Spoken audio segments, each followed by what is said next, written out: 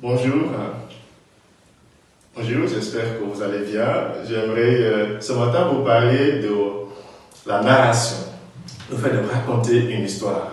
Aujourd'hui, c'est la journée mondiale de la communication et le pape François nous a sorti un beau texte où il a parlé de l'importance de revenir à la narration.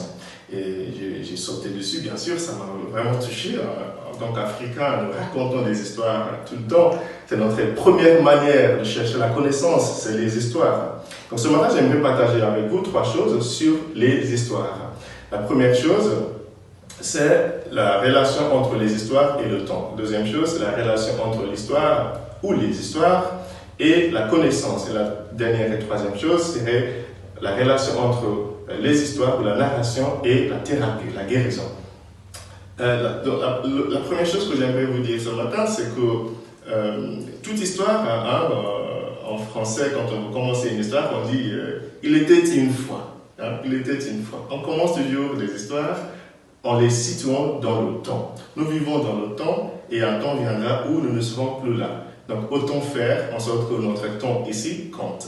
Donc c'est important chaque jour de se demander si on devrait écrire mon histoire demain, est-ce que ce que je suis en train de faire là serait digne de l'histoire qui sera écrite de moi? C'est une bonne question parce que ça nous permet justement de réaliser que notre temps ici est court et de faire en sorte que vraiment notre temps ici compte. Chaque temps ici peut être un temps juste chronologique ou un temps vraiment opportun.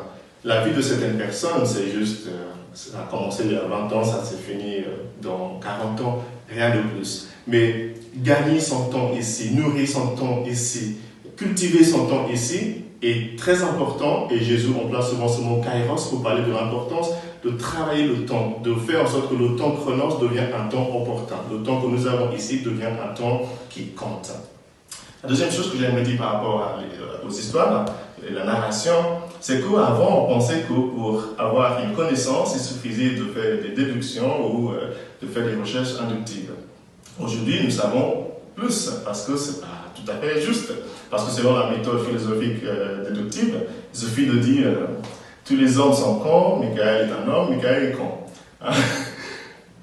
Et on s'est rendu compte très vite que c'est un peu très généralisé parce qu'on trouve aussi des hommes qui ne sont pas tout à fait cons. Du coup, le Seigneur nous invite aujourd'hui, et le pape François d'ailleurs, dans son beau texte ce matin, nous invite à revenir à la narration. Parce qu'il y a des faits, il y a des sens de la vie qu'on peut trouver seulement dans les narrations. D'où l'importance de dire son histoire et aussi, et surtout, d'écouter l'histoire des autres, de prendre le temps d'écouter vraiment ce que l'autre est en train de dire.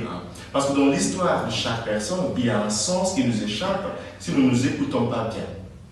Et la troisième chose que j'aimerais dire par rapport à la narration, c'est que nous avons aujourd'hui, tous les experts du monde, que ce soit aux États-Unis, en France, au Canada ou en Afrique, les meilleurs psychiatres et thérapeutes aujourd'hui nous disent la même chose, que nous sommes guéris par les histoires que nous racontons. Les faits sont là. Il faut imaginer des faits comme des fils. Mais une histoire, une narration, c'est prendre ces fils et tisser quelque chose avec. Quelque chose qui est utile après, quelque chose qui est censé après. D'où d'ailleurs le mot latin dextere, d'où nous trouvons le mot tisser, tissu. Donc nous prenons les fils, les faits de nos vies, et nous en faisons une tissu. Nous mettons ça ensemble, nous tissons ça afin que ça devienne quelque chose d'utile pour notre avenir. Donc aujourd'hui, le Seigneur nous rappelle l'importance de revenir à la narration positive, de se redire ce qui nous est arrivé afin de nous guérir et de trouver un chemin pour l'avenir. Je prie pour vous aujourd'hui qu'à la fin de votre vie, que votre histoire soit une belle histoire. Que Dieu vous bénisse, le Père, le Fils et le Saint-Esprit. Amen.